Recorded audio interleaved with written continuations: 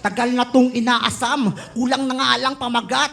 Aral ba yung hinahakbang? Kung sa lakaran nakatrap, lahat kayo pinagaan. Kusang harang babanggat habang ako kinakasalong sa paratang alamat.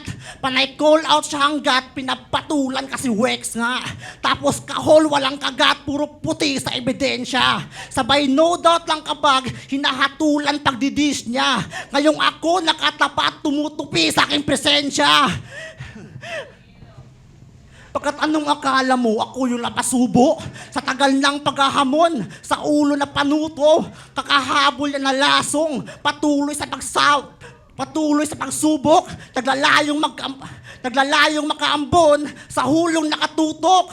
Turok mong leksyon, tutol yung misyong pinapahiwatig. Todo kondisyon, puro suwestyon, bilang na idawit. Trono mo secured, purong conviction, di lang na idagit. Tono ko injured, yun yung kumwestiyon, silang maikapit. At kung liit yung ibanggit, wala rin diyang umawat. Anong EJ humigante? Palagi pag lumapat, sa iyong sentido itanim, na aning ay lumawak, na mas porsigido si David pagdating kay Gulayat.